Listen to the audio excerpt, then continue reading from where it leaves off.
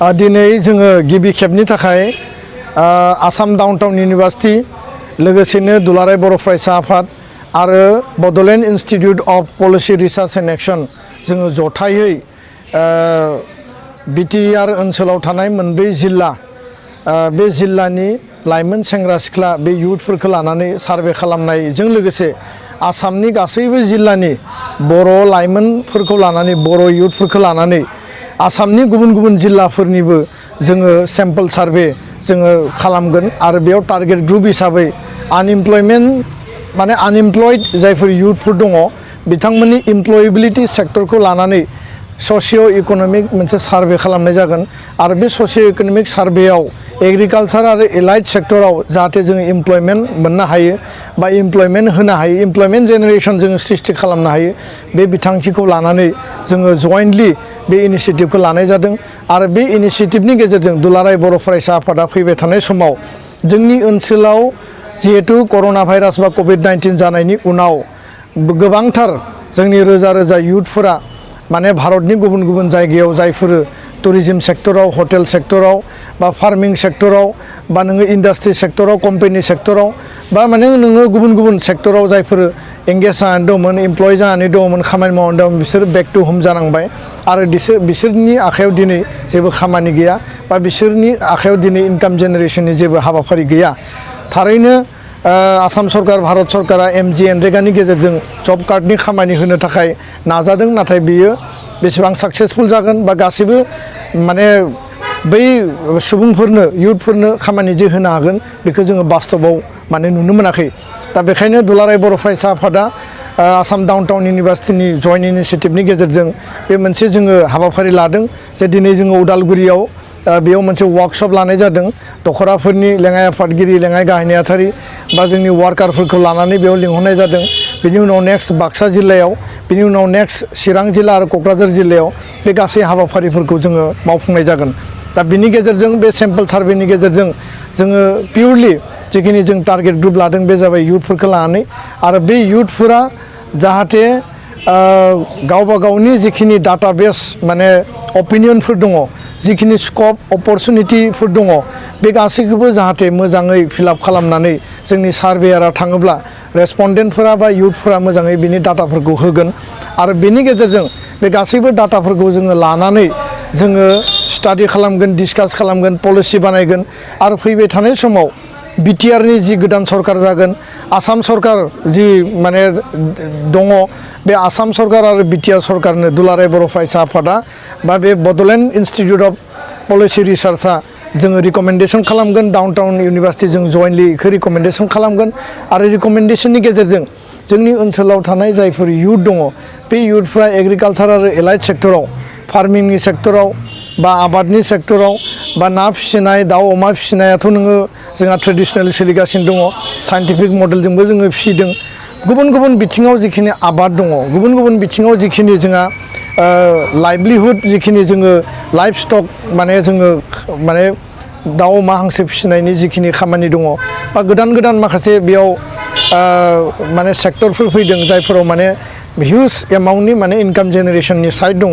बेफोरखौ लानानै जोङो मोनसे मोजां प्लेनिं आरो पलिसि बानायगोन आरो बे प्लेनिं आरो पलिसिनि गेजेरजों जोंनि जायगायावनो थानानै जोंनि युथफ्रा मोजां रां खामायनो हानायनि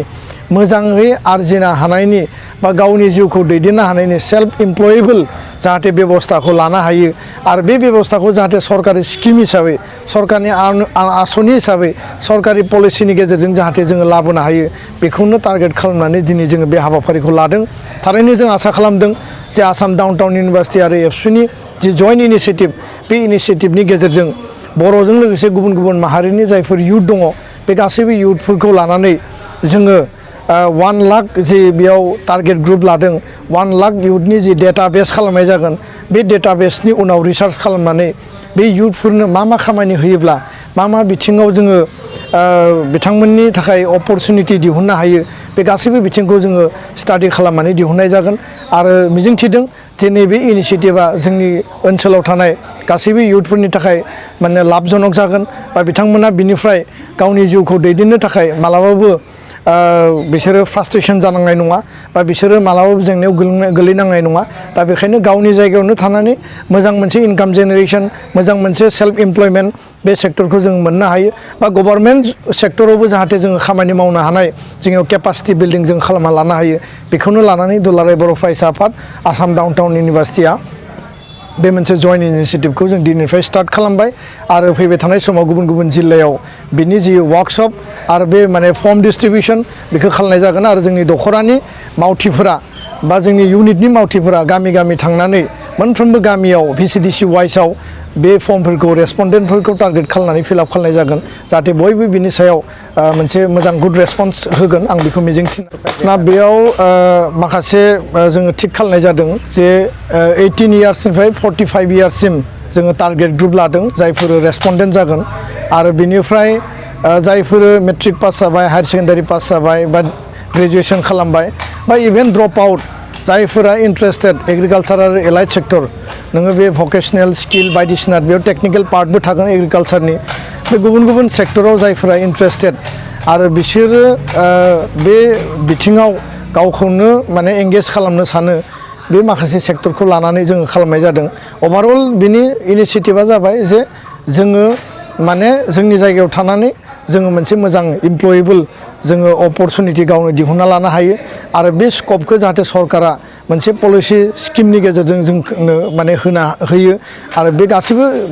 हाबाफारिखौ लानानै जोङो मोनसे स्टाडि खालामनो नागिरदों आरो बे स्टाडिया जोंनि इयुथफोरनि थाखाय फिउचार जेनेरेशननि थाखाय फैबाय थानाय 10 to 20 इयार्स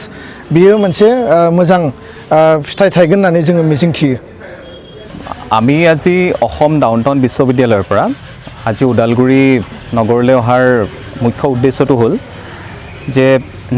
নিখিল বড়ো ছাত্ৰ সন্থাৰ অনুৰোধ ক্ৰমে ডাউনটাউন বিশ্ববিদ্যালয়ে এটা আৰ্থসামাজিক জৰীপ কৰিবলৈ আগবাঢ়িছে সমগ্ৰ BTR অঞ্চলটোত তাৰে কাৰ্যসূচীতে আমি আজি ইয়াতে আহিলোঁ আৰু এই যিটো ছ'চিঅ' ইকনমিক ছাৰ্ভে হ'ব সেই ছাৰ্ভেটোৰ মুখ্য উদ্দেশ্যটো হ'ল আমাৰ যিসকল ইউথ আছে বা মহিলাসকল আছে আমাৰ যুৱক যুৱতী আৰু মহিলাসকল যিটো আমাৰ অৰ্থনীতিৰ যিটো ভেটি আমাৰ সমগ্ৰ অঞ্চলটোত বিভিন্ন ধৰণৰ কাৰ্য বা বিভিন্ন ধৰণৰ কামেৰে আমি অৰ্থনীতিটোৰ ভেটিটো তৈয়াৰ কৰিব পাৰোঁ আৰু যিটো অৰ্থনীতি আমাৰ এতিয়া বৰ এটা ভাল অৱস্থাত আমি নাই তাৰ কাৰণে আমাৰ ল'ৰা ছোৱালীসকলে কি কৰিব পাৰিব তেওঁলোকে কি কৰিব বিচাৰে সেইটোৰ কাৰণে আপচুৱে আমাক অনুৰোধ জনাইছিল যে এটা আমি ছ'চিঅ' ইকনমিক ছাৰ্ভে কৰিব লাগে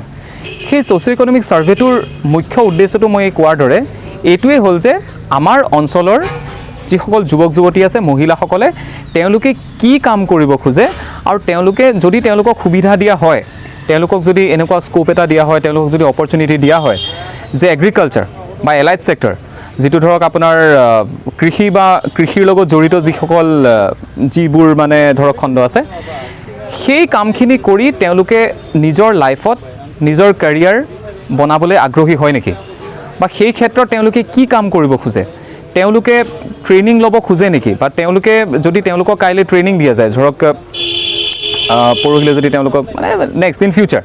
যদি তেওঁলোকৰ কাৰণে কিছুমান ট্ৰেইনিঙৰ ব্যৱস্থা কৰা যায় কিবা হয় সেই ট্ৰেইনিংবোৰ তেওঁলোকে ল'ব খুজিব নেকি সো আপোনালোকে নিশ্চয় বুজি পাইছে যে আমাৰ গোটেই ছাৰ্ভেটোৰ উদ্দেশ্যটো এটাই হয় যে এই সমগ্ৰ BTR অঞ্চলটোত থকা যিসকল যুৱক যুৱতী আছে মহিলাসকল আছে তেওঁলোকে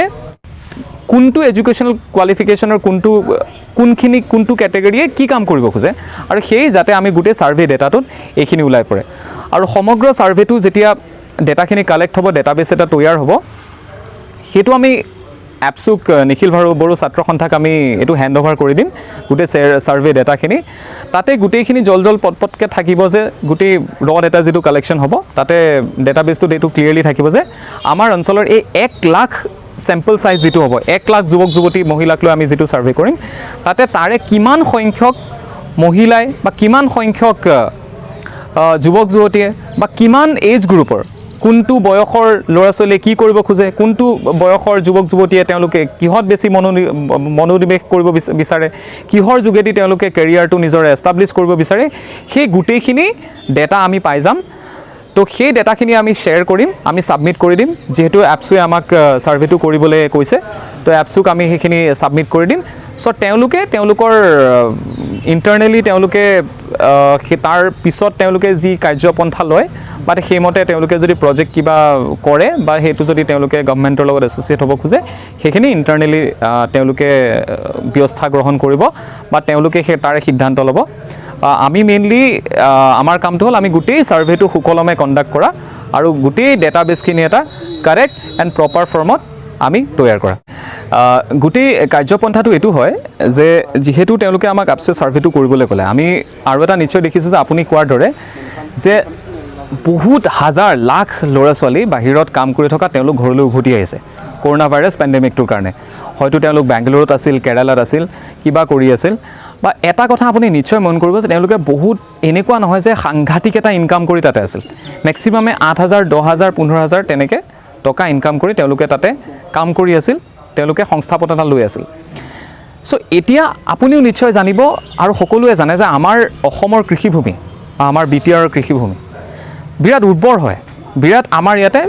বিৰাট বেছি এটা পটেঞ্চিয়েল আছে। আমাৰ কৃষিখণ্ডত কৰিব নোৱাৰা মানে একো কামেই নাই, বহুতখিনি কাম আমি লোকেলি কৰিব পাৰোঁ। ধৰক আমাৰ গাঁৱত থাকিয়ে এজন ল'ৰাই নিজকে সংস্থাপিত কৰিব পাৰে। চ' গাঁৱত যদি থাকিয়ে মই যদি আজি ফাৰ্মিঙৰ লগত এছ'চিয়েট হওঁ, মই যদি এই লাইফ ষ্টকৰ লগত এছ'চিয়েটেড হওঁ, মই যদি পিগাৰী ফাৰ্মিঙৰ লগত এছ'চিয়েট হওঁ, বিকজ আমাৰ ইয়াতে ডিমাণ্ডটো বহুত হিউজ। আমাৰ ইয়াতে যিকোনো আমাৰ গোটেই নৰ্থ ইষ্টখনে আপুনি চাব এখন কৃষিভূমি উৰ্বৰ। ছেকেণ্ড কথাটো হ'ল আমাৰ ইয়াতে সকলো সংখ্যক মানুহে নন ভেজিটেৰিয়ান। মেক্সিমাম আমাৰ মানুহে মাছ মাংস খায় বা সেই গোটেই যিটো মাৰ্কেটটো, যিটো গোটেই বাণিজ্যটো, এই বাণিজ্যৰ এটা মেজৰ পৰ্চন আমাৰ কণ্ট্ৰল হৈ আছে বাহিৰৰ পৰা। আমাৰ অসমত এতিয়াও বাহিৰৰ পৰা মাছ আহি আছে। যিহেতু আমাৰ ইয়াত না ফিছাৰী বনোৱাৰ কিবা প্ৰব্লেম আছে নে আমাৰ ৱাটাৰটোতো আমাৰ থাকেই, মাটিত ৱাটাৰ কণ্টেইন কেপাচিটিটো আমাৰ মাটিত বহুত বেছি আছে। পানী থকাৰ পিছতো আমি সাংঘাতিকভাৱে ফিছাৰী কৰা নাই, হয়তো আমি ইমানখিনি অপৰচুনিটি থকাৰ পিছতো আমি হয়তো গাহৰি পালন যি হিচাপত কৰিব লাগে কৰা নাই, যিটোৰ কাৰণে এতিয়া আপোনাৰ